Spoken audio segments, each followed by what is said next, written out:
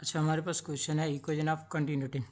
Equation of continuity describe करती है कि mass of fluid remains constant in a fluid flow. यानी pipe चाहे क्रॉस सेक्शनल एरिया में पहले लार्ज हो, बाद में क्रॉस सेक्शनल एरिया स्मॉल हो जाए, या पाइप एक जैसा हो, लेकिन उसमें मास ऑफ फ्लूइड कांस्टेंट रहता है। हाँ, उसकी स्पीड बढ़ भी सकती है और कम भी हो सकती है। यानी जो फ्लूइड फ्लो कर रहा है उसका मास कांस्टेंट रहेगा।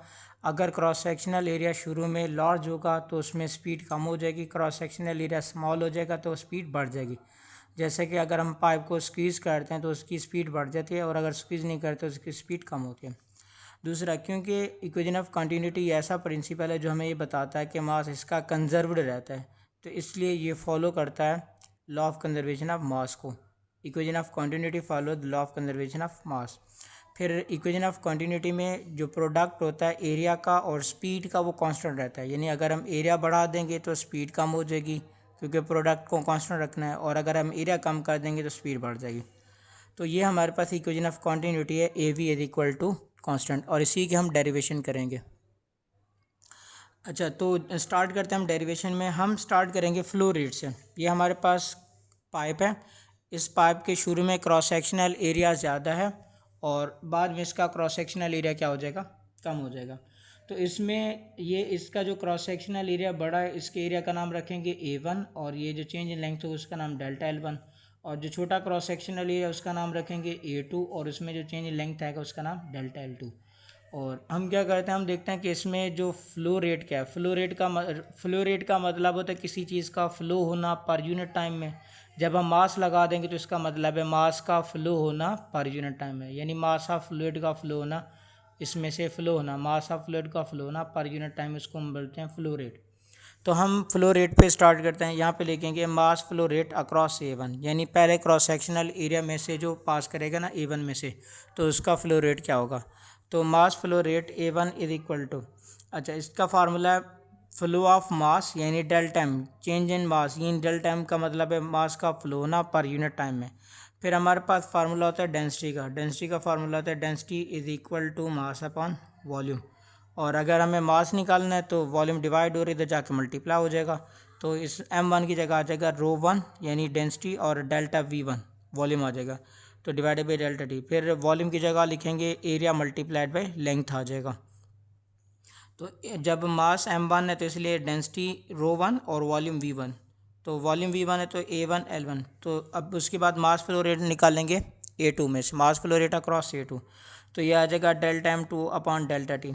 R2 डेल्टा V2, यानी मास की जगह यहाँ से वॉल्यूम मल्टीप्लाई हो जाएगा, तो वॉल्यूम 2 की जगह आ जाएगा A2 डेल्टा L2। तो ये इक्वेशन नंबर 1 हो जाएगी, और इसे नाम देंगे इक्वेशन नंबर 2 का। फिर उसके बाद हम बात करते हैं, क्योंकि जो फ्लूइड होगा ना इसके अंदर में से ही पास करेगा, ना फ्लूइड इस पाइप में से बाहर जाएगा ना फ्लूइड के अंदर रहेगा। तो यहाँ पे since no fluid flow in और outside of the tube, तो क्योंकि ना इस ट्यूब के फ्लूइड को कोई बाहर जा सकता है और ना इसके अंदर आ सकता है, तो जो फ्लूइड इसमें से पास कर रहा है फ्लो रेट यहाँ से हो रहा है, और जो फ्लो रेट यहाँ से हो रहा है, दोनों का फ्लो क्या होगा, इक्वल होगा। इसलिए हम लिखेंगे delta M1 upon delta T is equal to delta M2 upon delta T। Delta M1 upon delta T का हमारे पास फार्मूला ये इक्वेशन नंबर 1, तो ये है ρ1 A1 डेल्टा L1 डिवाइड भी आ जाएगा delta T is equal to आ जाएगा ρ2 A2 डेल्टा L2 अपॉन में क्या आ जाएगा डेल्टा T। अच्छा, उसके बाद ρ1 को हम ऐसे लिखते हैं और A1 को भी ऐसे लिखते हैं। ये जो हमारे पास डेल्टा T टाइम है ना, इसको हम लेंथ के नीचे डिवाइड कर लेते हैं, तो यहाँ पे आ जाएगा डेल्टा L1 अपॉन में आ जाएगा delta T is equal to ρ2 को ऐसे लिखते हैं, A2 को भी हम ऐसे लिख लेते हैं, और ये डेल्टा L2 को हम टाइम पे डिवाइड कर देते हैं। अच्छा, डेल्टा 2 हमारे पास एक डिस्टेंस है, डेल्टा N1 भी डिस्टेंस से चेंज इन डिस्टेंस, और ये भी चेंज डिस्टेंस को टाइम पे डिवाइड करने से हमें स्पीड मिलती है। तो ये आ जाएगा ρ1 A1 V1 is equal to आ जाएगा ρ2 A2 वैसे, और यहाँ पे क्या आएगा V2। जब लेंथ L2 है तो स्पीड V2 आ जाएगा। फिर उसके बाद हम एक बात करते हैं कि अगर हमारे पास फ्लूइड हो incompressible, if fluid is incompressible, incompressible का मतलब है जो कंप्रेस ही ना हो। जो कंप्रेस ना हो तो उसकी जो डेंसिटी है वो अलग अलग नहीं हो सकती। ऐसा फ्लूइड जो कंप्रेस नहीं हो सकता उसकी डेंसिटी अलग अलग नहीं हो सकती, मतलब ρ1 इज इक्वल टू क्या आ जाएगा ρ2। अगर फ्लूइड इनकम्प्रेसिबल का मतलब है जो कंप्रेस ही ना हो सको, अगर कंप्रेस होगा तो उसकी डेंसिटी अलग अलग होगी, तो इसलिए ρ1 ρ2 के इक्वल होगा, तो ρ1 से ρ2 कैंसिल हो जाएगा, बाकी बचेगा A1 V1 is equal to आ जाएगा A2 V2।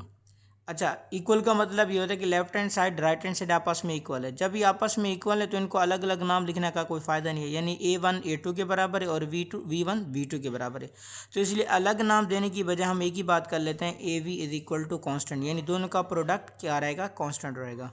तो यही हमने इक्वेशन ऑफ कॉन्टिन्यूटी डिराइव करनी थी, AV is equal to constant. तो ये तो हमारे पास है इक्वेशन ऑफ कॉन्टिन्यूटी, यानी इसको भी हम कह सकते हैं इक्वेशन ऑफ कॉन्टिन्यूटी और इसको भी हम कह सकते हैं इक्वेशन ऑफ कॉन्टिन्यूटी।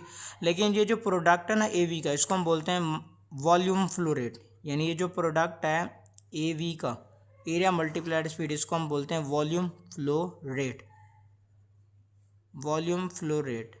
तो इनका जो प्रोडक्ट है एरिया इनका, और इसका यूनिट बनता है मीटर क्यूब पर सेकेंड, मीटर क्यूब पर सेकेंड वॉल्यूम फ्लो रेट का, क्योंकि एरिया का यूनिट होता है मीटर स्क्वायर और वेलोसिटी का होता है मीटर पर सेकंड, तो एरिया की 2 मीटर और इसके मीटर से मल्टीप्लाई करेंगे मीटर क्यूब बन जाएगा और पर सेकंड आएगा। तो ये इक्वेशन ऑफ कंटिन्यूटी है।